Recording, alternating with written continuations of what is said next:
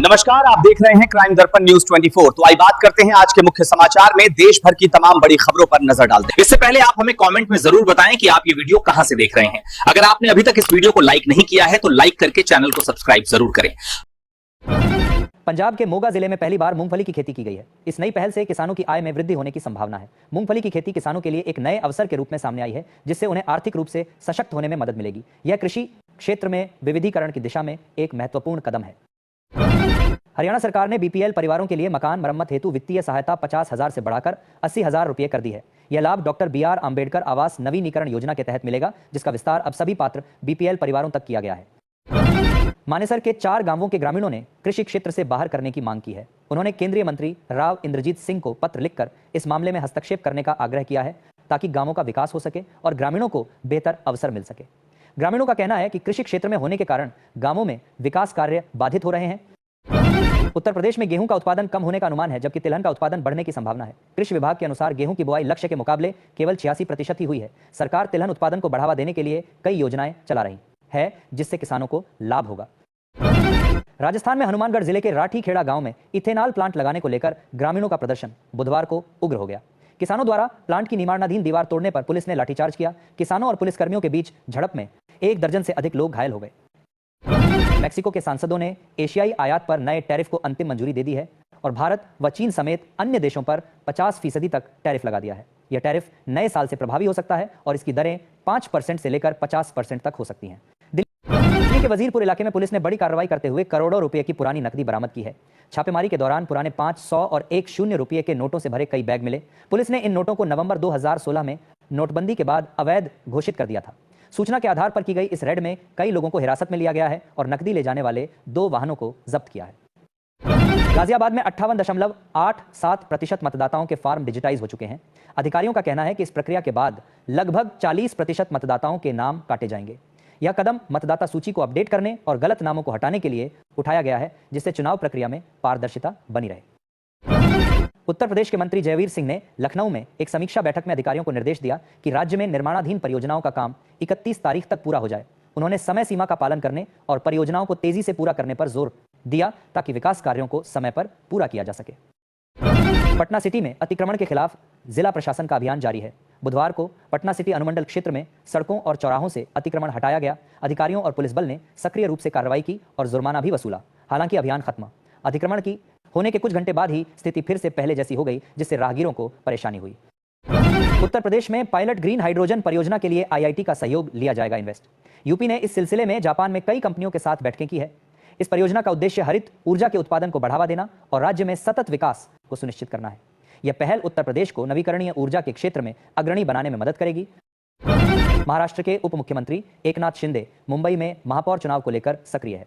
मुंबई में जहां शिवसेना का दबदबा रहा है, BMC चुनावों से पहले ठाकरे भाइयों का संभावित पुनर्मिलन हिंदुत्व बनाम मराठी की जंग को हवा दे सकता है। शिंदे ने कहा कि महापौर महायुति से होंगे। उत्तर प्रदेश की महिला शिक्षा मित्रों के लिए खुशखबरी है। अब उन्हें ससुराल से दूर स्कूल में नौकरी नहीं करनी पड़ेगी। बेसिक शिक्षा विभाग ने महिला शिक्षा मित्रों को ससुराल के पास के स्कूल में ट्रांसफर करने का फैसला किया है। इससे महिला शिक्षा मित्रों को काफी राहत मिलेगी और वे अपने परिवार को बेहतर ढंग से संभाल सकेंगी।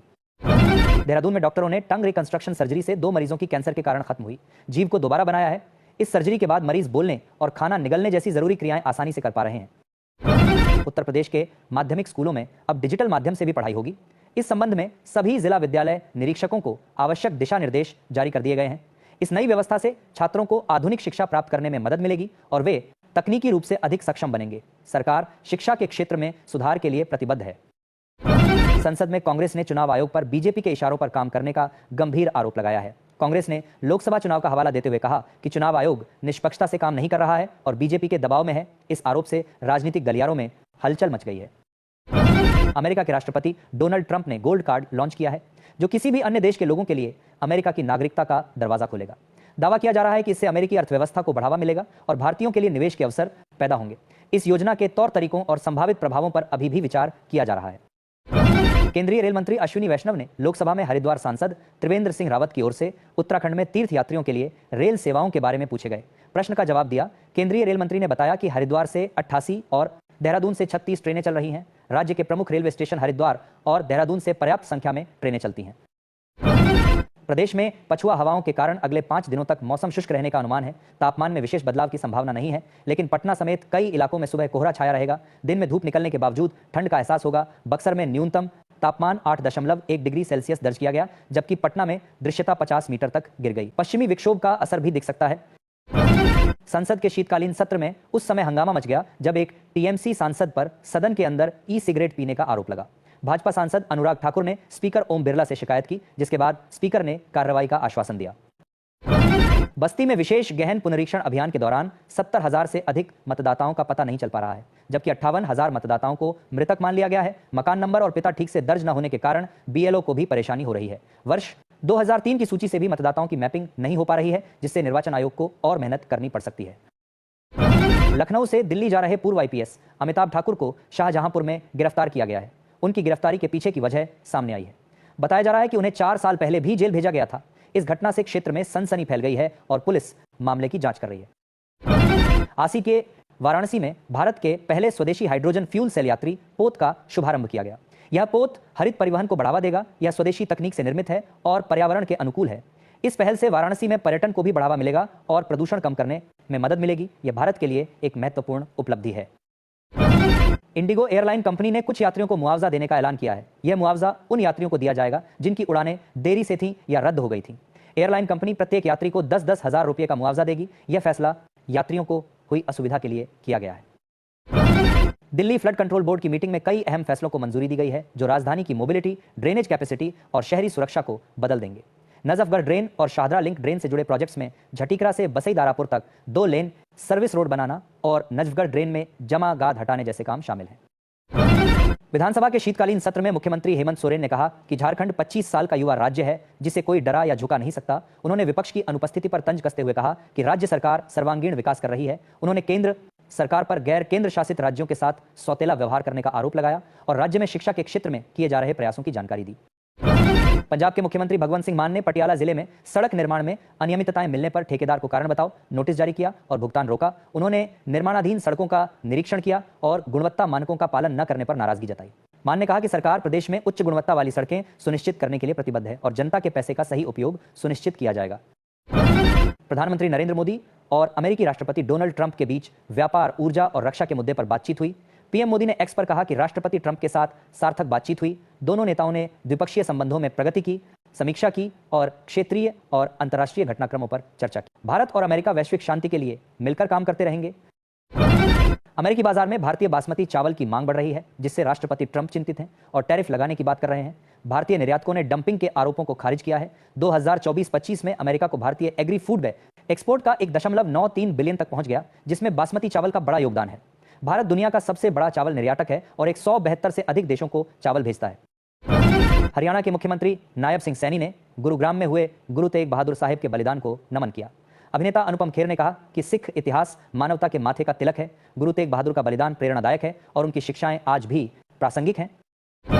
सपा के राष्ट्रीय अध्यक्ष अखिलेश यादव ने प्रयागराज में प्रस्तावित प्रतियोगी विद्यार्थियों के आंदोलन को नैतिक समर्थन दिया है। सपा प्रमुख ने कहा कि नौकरी और रोजगार भाजपा के एजेंडे में नहीं है। भाजपा सत्ता से हटेगी तभी नौजवानों को नौकरियां, रोजगार मिलेगा। उत्तर प्रदेश सरकार 12 से 29 दिसंबर तक सभी जनपदों में किसान पाठशाला का आयोजन करेगी। सीएम योगी आदित्यनाथ पद्मश्री किसान रामशरण वर्मा के गांव से रबी मौसम की किसान पाठशाला का शुभारंभ करेंगे। सरकार किसानों को खेती की नई तकनीक, नवीन प्रजाति पशुपालन, बागवानी के बारे में जानकारी देगी। योगी सरकार किसानों के उत्पादन और लाभ में वृद्धि के लिए प्रयासरत है। हरियाणा में दिखावे के लिए अब किसी को भी पुलिस सुरक्षा नहीं दी जाएगी। ऐसे शौकीनों से सुरक्षाकर्मी तुरंत वापस लिए जाएंगे। जान का खतरा होने पर सीआईडी जांच के बाद ही सुरक्षा दी जाएगी। साथ ही बंदूक का लाइसेंस और ट्रेनिंग भी दी जाएगी। अशोक लेलैंड बिहार में एक महत्वपूर्ण निवेश करने जा रहा है। उद्योग वार्ता के दौरान कंपनी ने राज्य में कई अन्य क्षेत्रों में भी बड़े निवेश का प्रस्ताव रखा है। इस निवेश से बिहार के औद्योगिक विकास और अर्थव्यवस्था पर सकारात्मक प्रभाव पड़ने की संभावना है। यह कदम राज्य में रोजगार के अवसर भी पैदा कर सकता है। टाटा स्टील ने भारत में औद्योगिक विस्तार के लिए बड़ा निवेश किया है। जमशेदपुर में हिसारना टेक्नोलॉजी आधारित प्लांट लगेगा, जो ग्रीन स्टील की दिशा में एक कदम है। ओडिशा में नीलाचल इस्पात निगम लिमिटेड निनेल का विस्तार होगा। महाराष्ट्र में ऑटोमोबाइल सेक्टर के लिए नई उत्पादन लाइन स्थापित की जाएगी। खाद्य तेलों में मिलावट की आशंका में खाद्य सुरक्षा एवं औषधि प्रशासन ने कैंपबेल रोड स्थित फर्म का 25,000 लीटर तेल, जिसकी कीमत करीब 34 लाख रुपए है, सीज कर दिया। टीम ने मौके से तेल के 8 नमूने भी उठाए, जिनको जांच के लिए भेजा जा रहा है। हरविंद्र कल्याण ने कहा कि हरियाणा विधानसभा की कार्यप्रणाली में दूसरे राज्यों की बेस्ट प्रैक्टिस को शामिल किया जा रहा है। हरियाणा का नई विधानसभा बनाने का प्रस्ताव कायम है। स्पीकर ने कहा कि लोकसभा के इतिहास में ऐसा पहली बार हुआ जब हरियाणा के विधायक और मंत्री एक साथ इकट्ठा होकर कार्यवाही देखने गए। खरमास से पहले बिहार में मंत्रियों के बीच जिलों का दायित्व बंट जाएगा। मुख्यमंत्री कार्यालय भाजपा की सूची का इंतजार कर रहा है। वर्तमान 26 मंत्रियों के बीच जिला कार्यक्रम एवं कार्यान्वयन समिति के अध्यक्ष का प्रभार बांटा जाएगा। अनुभवी मंत्रियों को 2-2 जिले का दायित्व देने की पहल हो रही है। प्रभारी मंत्री नहीं होने से जिलों में विकास योजनाओं की गति धीमी है और कई अहम निर्णय अटके हुए हैं। हरियाणा के मुख्यमंत्री नायब सैनी ने प्रधानमंत्री नरेंद्र मोदी और गृह मंत्री अमित शाह से मुलाकात की। उन्होंने बताया कि पीएम मोदी के नेतृत्व में गरीबों को सुविधाएं मिली हैं और हरियाणा में 2 बड़े कार्यक्रमों में उनकी उपस्थिति से राज्य का गौरव बढ़ा है। सैनी ने यह भी बताया कि 24 दिसंबर को अमित शाह हरियाणा पुलिस के नवनियुक्त जवानों की पासिंग आउट परेड में शामिल होंगे। झारखंड के पलामू जिले में मुख्यमंत्री मैया सम्मान योजना के लाभुकों को नवंबर माह का भुगतान 2 दिनों में किया जाएगा। पोर्टल में नया आवेदन एंट्री का विकल्प बंद कर दिया गया है, जिससे प्रक्रिया में तेजी आएगी। यह योजना राज्य सरकार द्वारा चलाई जाएगा रही है, जिसका उद्देश्य महिलाओं को सम्मानित करना और उन्हें आर्थिक सहायता प्रदान करना है। प्रयागराज में माघ मेला 2026 के लिए भूमि आवंटन में देरी से नाराज द्वारका पीठ ने 20 दिसंबर तक भूमि न मिलने पर शिविर न लगाने की चेतावनी दी है। खाकचौक व्यवस्था समिति के संतों को मनाने में मेला प्रशासन विफल रहा है। मेला 3 जनवरी से शुरू होने वाला है, लेकिन अभी तक संतों को भूमि आवंटित नहीं हुई है। इस देरी के कारण संतों में आक्रोश है। उत्तर प्रदेश के बलरामपुर जिले में 4.25 लाख मतदाताओं का नाम मतदाता सूची से हटाया जाएगा। इस संबंध में स्थानीय विधायक ने लोगों से फॉर्म भरने की अपील की है, ताकि योग्य मतदाताओं का नाम सूची में बना रहे। यह कदम मतदाता सूची को अपडेट करने, अयोग्य नामों को हटाने के उद्देश्य से उठाया गया है। मुख्यमंत्री पुष्कर सिंह धामी ने वन विभाग को मानव वन्यजीव संघर्ष कम करने के लिए प्रभावी कदम उठाने के निर्देश दिए हैं। पौड़ी के डीएफओ को हटाने और प्रभावितों को तत्काल आर्थिक सहायता देने के निर्देश दिए गए हैं। जंगली जानवरों से प्रभावित क्षेत्रों में स्कूली बच्चों को एस्कॉर्ट मिलेगा। वन विभाग प्रभावित परिवारों की आजीविका के लिए 2 सप्ताह में नीति बनाएगा। ग्रेटर नोएडा में खाने के सैंपल फेल होने पर ईडीएम कोर्ट ने सख्त कार्रवाई करते हुए 21 कारोबारियों और दुकानदारों पर 43.65 लाख रुपए का जुर्माना लगाया है। यह कार्रवाई food safety and drug administration department की टीम द्वारा लिए गए सैंपलों की जांच में फेल होने के बाद की गई। पनीर, मिठाई, मिर्च पाउडर और आटे के सैंपल फेल हुए थे। उत्तराखंड में राशन कार्ड धारकों को दिसंबर महीने का चावल मिलने में देरी हो रही है, क्योंकि फोर्टिफाइड राइस कर्नेल FRK की खरीद नहीं हो पाई है। राइस मिलों से गोदामों तक चावल की आपूर्ति बाधित है। डीलरों को अग्रिम राशन भी नहीं मिल पाया है। FRK की गुणवत्ता जांच के कारण देरी हो रही है। कुछ विक्रेताओं को नवंबर का चावल भी नहीं मिला है। हरियाणा के 5 जिलों में धान घोटाला सामने आया है, जिसमें 3 मिल मालिक जेल जा चुके हैं और 18 अधिकारियों पर कार्रवाई हुई है। यह घोटाला यमुनानगर में लगभग 80 करोड़ रुपए और करनाल में 20 करोड़ तक पहुंच चुका है। बिहार, उत्तर प्रदेश और मध्य प्रदेश से धान लाकर यहां के किसानों के नाम से बेचा गया। राहुल गांधी के सूचना आयुक्तों की नियुक्ति को लेकर लगाए गए आरोपों की पोल खुल गई है। सरकार द्वारा अनुशंसित 8 नामों में से 5 वंचित वर्गों से हैं। यह खुलासा राहुल गांधी के दावों के विपरीत है, जिसमें उन्होंने नियुक्ति प्रक्रिया पर सवाल उठाए थे। सरकार ने पारदर्शिता और सामाजिक न्याय के सिद्धांतों का पालन करने का दावा किया है। चांदी की कीमतों में आज भारी उछाल देखा गया।